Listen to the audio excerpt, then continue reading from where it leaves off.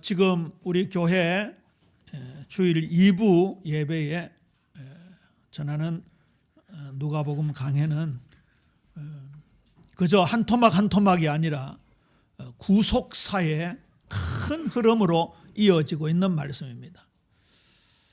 누가복음 1장 들머리에서 사랑의 예수님을 더 깊이 만나자라는 내용으로 말씀을 증거했습니다. 지지난 주 2부 예배 때는 문제 있는 사가랴 가문에 예배를 통해서 세례 요한이 잉태되어진다는 예고의 말씀을 받았습니다. 그때 제목이 400년 침묵을 깨시는 하나님이라는 내용으로 말씀을 전했죠.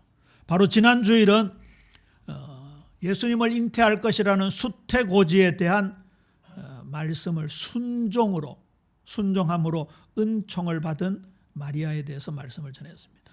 오늘은 그 은총이 찬양으로 폭발하는 마리아 찬가입니다. 예수님을 잉태할 당시에 마리아가 몇 살쯤 되었을까요? 10대 중반의 소녀였습니다. 많이 봐야 17세, 16세, 적게는 14세, 15세로 보는 경우도 있습니다. 그런데 10대 소녀가 오늘 이렇게 찬송하는 거 보세요. 골리앗 그 거대한 장수를 무너뜨릴 때 다윗의 나이가 17세였습니다. 한결이가 몇 살이에요? 중3. 16. 한결이 나이에요, 마리아가. 그런데 이 구속사에 놀라운 찬양을 하고 있어요. 저와 여러분은 몇 살이에요? 임 권사님 왜 웃으십니까? 이 나이 먹도록 얼마나 지난 세월이 인간적으로 볼 때 후회가 많이 되는지. 그런데 우리 권사님 기도하셨지만 하나님은 주권과 섭리로 우리를 지금까지 인도하셨고 지금도 인도하시고 앞으로도 인도하실 줄로 믿습니까? 그 속에 들어가자고요. 그 속에. 단순한 순서대로 하는 강해 설교가 아닙니다. 보세요. 말씀이 들어왔습니다. 그 말씀을 순종합니다. 이게 오늘 찬양으로 이어집니다. 이게 주님이 요구하시는 신앙의 정상적인 흐름이지요. 그래서 오늘 이 본문을 마리아 찬가라고 합니다. 찬양대 헌신 예배 때 하는 찬양에 관한 설교가 아닙니다. 구원론과 또 성경 신학적인 관점에서 본 찬양의 본질을 오늘 보여주고 있습니다. 읽지는 않았지만 그 앞에 본문이죠.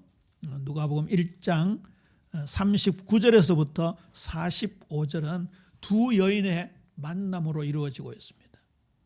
거기에서 주님의 은총이 두 여인에게 임하고 그 은총을 통하여 하나님의 찬송이 울려 퍼지는 장소였습니다.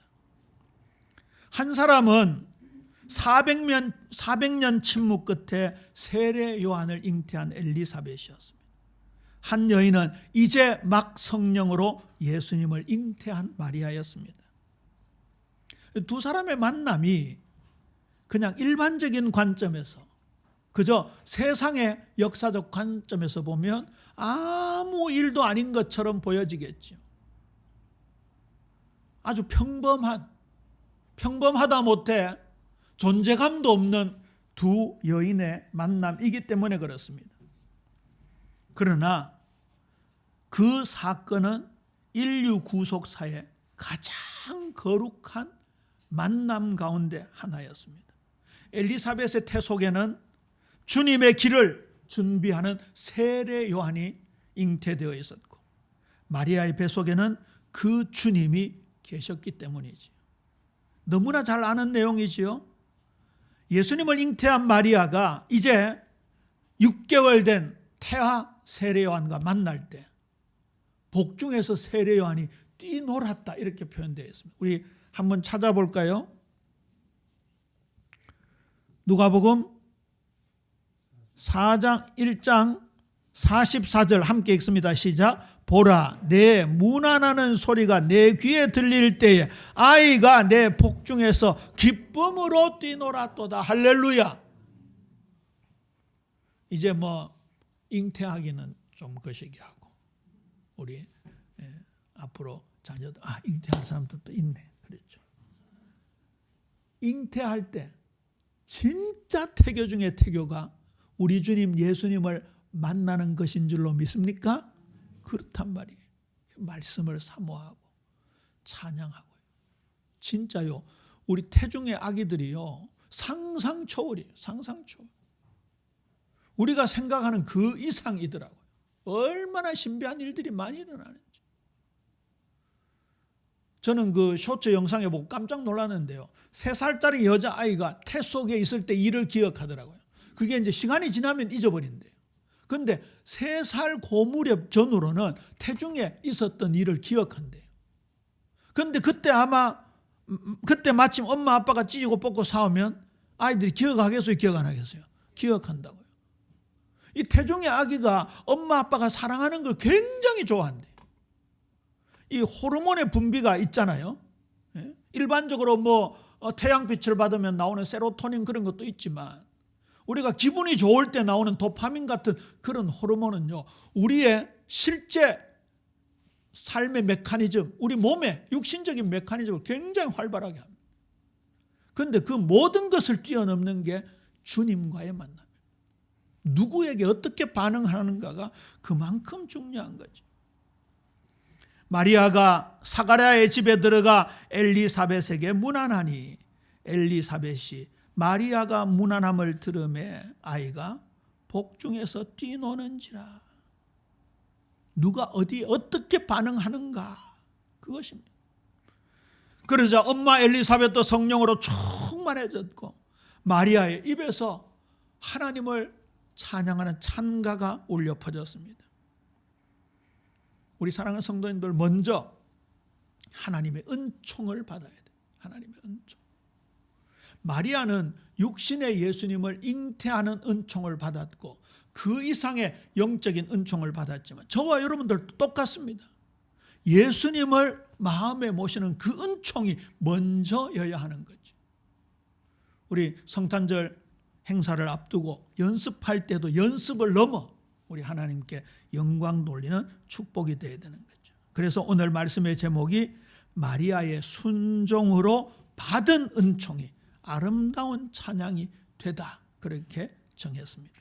자, 그러면 오늘 본문인 마리아의 찬가에 담긴 3가지의 영적 깊은 비밀을 함께 나누어 보자고요. 첫 번째입니다. 은총을 받은 영혼은 하나님을 드높이게 되어 있습니다.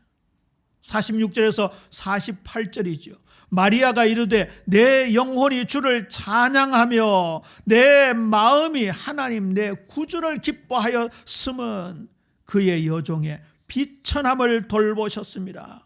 보라, 이제 후로는 만세의 날을 복이 있다 일컬으리로다. 제가 일부러 마리아의 추정 나이를 말씀을 드렸습니다. 10대 중반 소녀가, 그것도 지금 너무나 황당한 사건을 접한 소녀가 하나님의 은총이 임하니까요, 이렇게 시각이 바뀌게 됩니다. 관점이 바뀌게 됩니다. 마리아의 찬양은 상황을 찬양하는 게 아니었습니다. 문제 해결 후에 감사도 아니었습니다. 하나님이 나를 돌보셨다는 사실 하나만으로 그의 찬송하기에 충분했습니다. 거기다가 아직 요셉에게 정확하게 말을 못했을지도 모릅니다. 출산도 하지 않았고 앞으로 겪을 오해와 고난은 그대로 남아 있었습니다. 그런데도 마리아는 이렇게 아름다운 찬양을 하나님께 드리고 있습니다.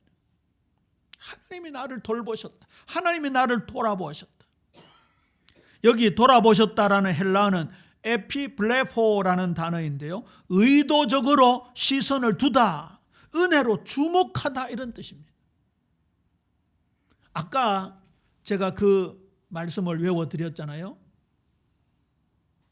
여인이 어찌 그 젖 먹는 자식을 잊겠으며 태에서 난 아들을 긍휼히 여기지 않겠느냐. 그들은 잊을지라도 나는 너를 잊지 아니하노라. 그 뒤에 뭐가 나옵니까? 나는 너를 내 손바닥에 새겼다. 거기 단어가 복수가 아니고 단수입니다. 너입니다. 이 땅에 하나님의 자녀가 숫자가 얼마나 많겠어요. 아담 때부터 주님이 다시 오실 때까지 하나님의 자녀의 숫자가 얼마나 될까요? 수백억 되겠습니까? 수천억 되겠습니까? 이것도 한번 계산해 봐야 되겠네요. 그런데 그 중에 하나님은 누구를 보신다고요? 나를 보신다. 그것도 어떻게 보신다고요? 주목하고 시선을 고정해서 보신다. 마리아는 이 하나님의 시선을 느낀 것입니다. 이렇게 고백합니다. 나는 비천합니다. 그러나 하나님은 나를 무시하지 않으셨습니다. 주목하고 자세히 보는 하나님의 시선을 경험하는 우리 예빈 모든 성도님들 되시기를 주님의 이름으로 축원합니다. 우리가 형편이 나아졌기 때문이 아니라 뭔가 육신적인 응답을 받았기 때문에 찬양을 시작하는 것이 아니라 하나님이 나를 주목하고 보신다는 사실 때문에 이 찬양이 시작되어야 하는 것이죠. 그게 두 번째입니다. 이 은총의 찬양은 개인을 넘어 구속 역사를 노래하고 있습니다. 49절에서 53절이 본문입니다. 능하신 이가 큰 일을 내게 행하셨으니 그 이름이 거룩하시며 긍휼하심이 두려워하는 자에게 대대히 이르는도다. 그의 팔로 힘을 보이사 마음의 생각이 교만한 자들을 흩으셨고 권세 있는 자를 그 위에서 내리치셨으며 비천한 자를 높이셨고 줄이는 자를 좋은 것으로 배불리셨으며 부자를 빈손으로 보내셨다. 이 내용이 어디 내용과 흡사합니까? 이사야서 61장 1절과 흡사합니다. 우리 이사야서 61장을 한번 찾아볼까요? 구약성경 1043쪽입니다. 1043쪽. 이사야는 61장에서 틀림없이 메시아 예수님을 예언하고 있습니다. 아까 요한복음 12장 14절을 근거한다면 그 주님을 친히 보고 직접 보고 그 주님을 선포하고 있습니다. 우리 조금 길지만 이사야서 61장 1절에서 3절까지 함께 합독합니다. 시작. 주 여호와의 영이 내게 내리셨으나 이는 여호와께서 내게 기름을 부으사 가난한 자에게 아름다운 소식을 전하게 하려 하심이라. 나를 보내사 마음이 상한 자를 고치며 포로된 자에게 자유를 갇힌 자에게 노임을 선포하며 여호와의 은혜의 해와 우리 하나님의 보복의 날을 선포하여 모든 슬픈 자를 위로하되 무릇 시온에서 슬퍼하는 자에게 화관을 주어 그 죄를 대신하며 기쁨의 기름으로 그 슬픔을 대신하며 찬송의 옷으로 그 근심을 대신하시고 그들이 의의 나무 곧 여호와께서 심으신 그 영광을 나타낼 자라 일컬음을 받게 하려 하심이라. 할렐루야. 예수님을 이렇게 생생하게 묘사하고 있어요. 그런데 보세요. 그 소녀 마리아가 이 구속사의 메시아의 예언을 누구보다도 인식하고 있었습니다. 자주 말씀드리죠. 서기관과 바리새인들은 성경을 외웁니다. 다 외워요. 진짜 다 외워요.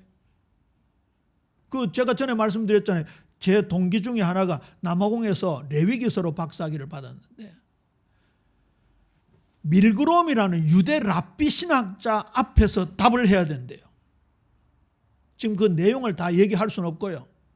이제 이 친구는 헌제자가 희생 제물을 멱을 따고 피를 뿌리는 것이 성소도 거룩해 하지만 헌제자 자신, 사람을 거룩해 한다. 이 주장을 논문에서 썼어요. 그런데 밀그롬이라는 랍비 신학자는 유대교 학자답게 사람을 거룩해 하는 것이 아니라 성소만 거룩하게 한다는 거죠. 자, 그러면 제 동기 목사님이 개신교, 기독교, 크리스찬이고 학자니까 무엇을 가지고 얘기를 해야 되겠습니까? 신약을 가지고 얘기해야 될 거 아니에요. 특히 히브리서. 근데 히브리서를 딱 펴면요, 신약 성경 닫아라. 우리는 취급 안 한다. 그러면서요, 구약 모세오경부터 말라기까지를요, 몇 페이지 몇째 줄 무슨 단어 무슨 문장을 외워버리면서 얘기한대요. 그럼 이 친구는 컴퓨터로 그걸 찾아야 된대. 검색해가지고. 그렇게 외우는 게 랍비고 서기관들입니다.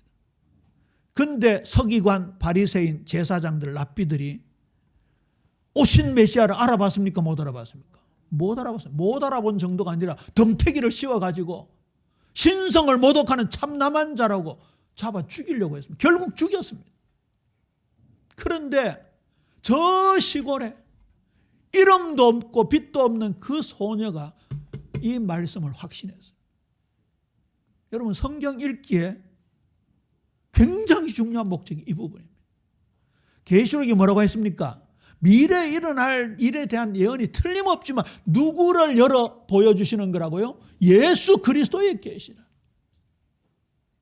앞으로 내년에 다시 창세기부터 다시 읽을 텐데 암송하면서 그 암송한 한 말씀을 내 삶에 실천하면서 진짜 예수 그리스도가 생생히 나타나는 귀한 은혜 풍성하게 임하게 되기를 주님의 이름으로 축원합니다. 은총의 찬송은 개인을 넘어 구속사를 노래하는 겁니다.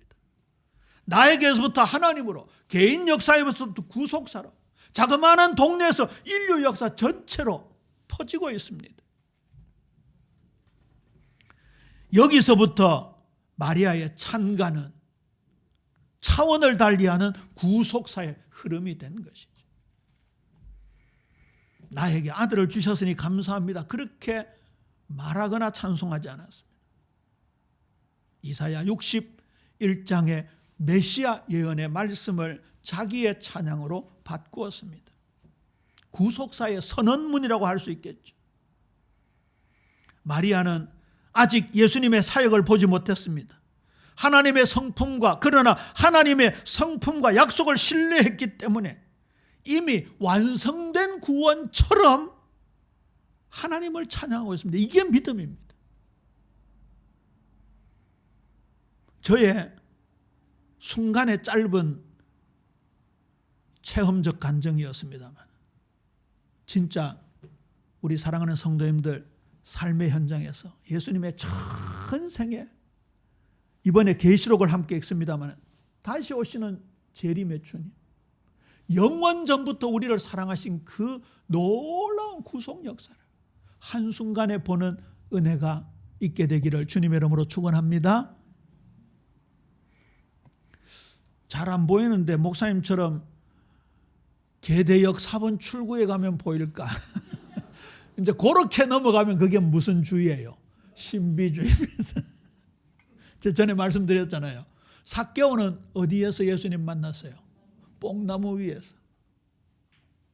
요한복음 8장에 나오는 간음하다가 잡힌 여인은 돌에 맞아 죽는 그 마당에서 예수님 만났어요. 그 둘이 만났어. 그래서 서로 간증을 했어. 네 예수님 만났나? 만났다. 나도 만났다. 진짜 네하고 내하고 한 공동체네, 한 지체네 하다가 삭개오가 너는 어디서 예수님 만났노? 마당에서 만났다 이러니까 네 틀렸다. 뽕나무에서 만났다. 이러면 뭐 되는 거예요? 이단 되는 거예요. 제가 이 말씀을 왜 드리는가 하면 우리 주님 예수님은 시간과 공간을 초월하시는 분이에요. 이 크로노스의 시간이 아니다가 말이에요. 하나님의 카이로스의 시간은 언제나 함께 하시는 거예요. 공부하다가도 밥 먹다가도 일하다가도. 우리 이관주 선생님이 의성군 보건소에 이제 공무원이니까 안정된 직장이잖아요. 얼마나 감사한지. 환자를 돌보다가 특히 시골이니까 할머니들 많겠죠. 할아버지들. 환자를 돌보다가 거기에서 예수님의 전생애를 체험합니다. 그렇잖아요. 우리 예빈 모든 성도님들에게 그런 축복이 앞으로 자꾸 펼쳐질 줄로 믿습니까? 그게 되어야 인간 시간 속에 제한된 것을 뛰어넘는다고요.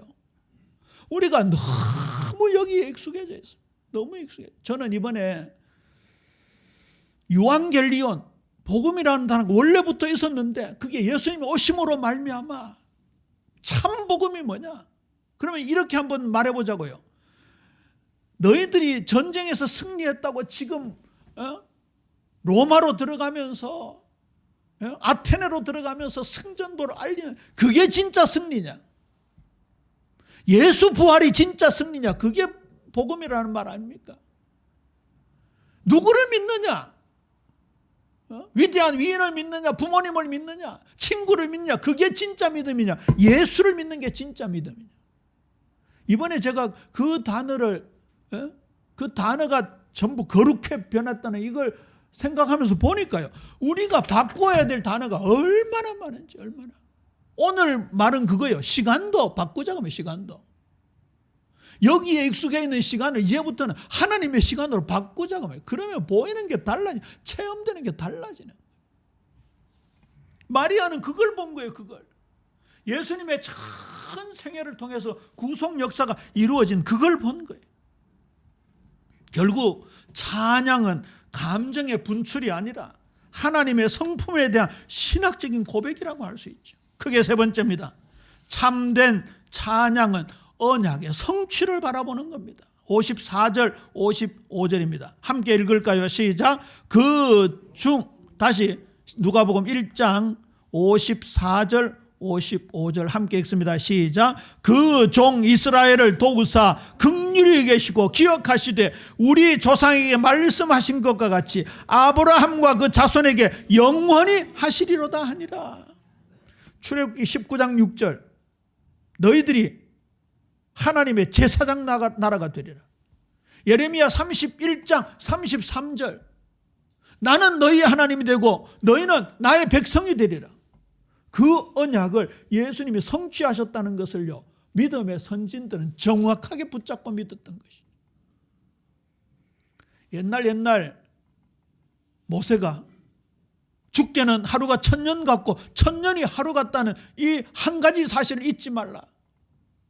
아까 조금 이렇게 영적으로 민감하신 분들은 제가 예배 시작하기 전에 묵상기도 하면서 무슨 성경을 읽었을까요? 별로 기억에 내용은 기억이 혹시 나는죠? 어딘지는 몰라도. 그거 말고 그거는 맨날 하는 거고.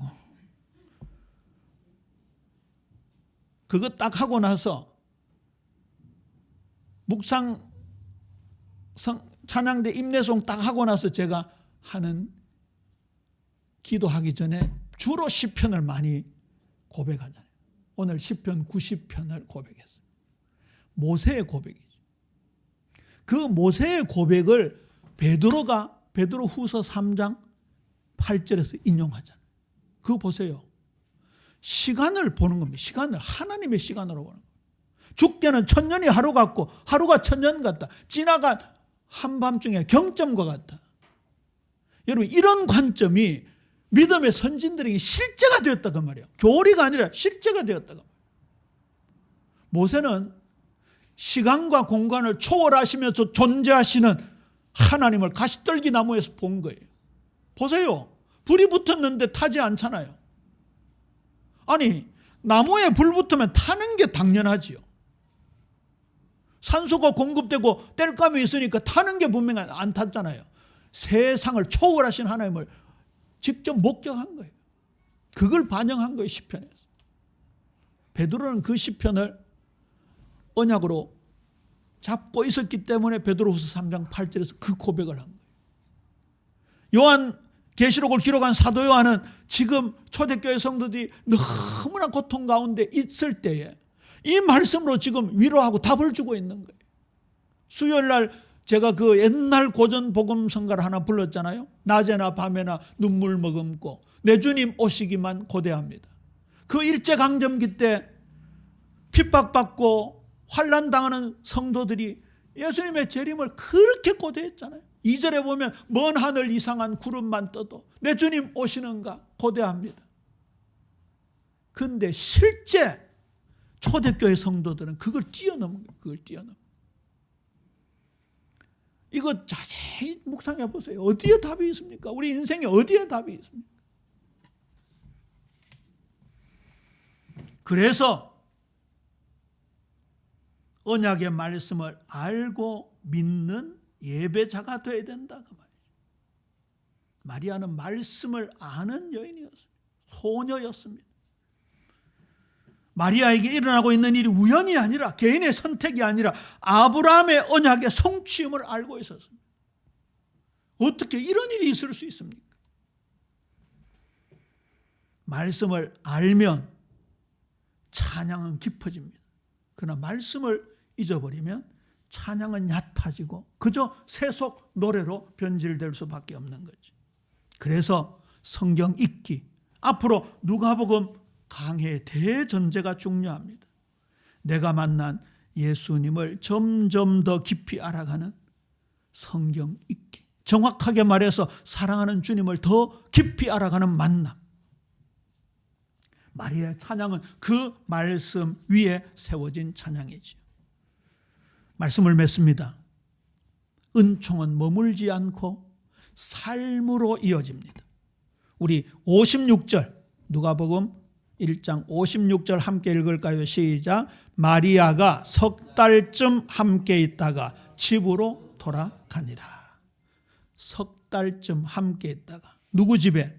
엘리사벳의 집에. 누구 집에? 제사장 사가랴의 집에. 세례 요한을 잉태한 이모 집에서 석 달을 머물렀습니다. 그냥 바로 돌아가지 않았습니다. 왜 석 달입니까? 세례 요한이 태어날 때까지였습니다. 마리아는 은총을 받은 자로 끝나지 않고 그 은총을 섬기는 사람으로 살아갔습니다. 이게 진짜 순종이고 이게 진짜 찬양이죠. 로마서 12장 1절 너희 몸을 하나님이 기뻐하시는 거룩한 산 제물로 드리라. 이는 너희가 드릴 영적 예배니라. 우리 사랑하는 성도님들, 우리는 마리아처럼 예수님을 몸으로 잉태하지는 않습니다. 그러나 우리는 모두 예수님을 삶으로 드러내야 될 사람입니다. 말씀을 순종함으로 받은 은총이 찬양이 되고 섬김이 되고 삶으로 이어지는 놀라운 축복. 오늘 우리의 고백이 마리아의 고백이 되기를 주님의 이름으로 축원합니다.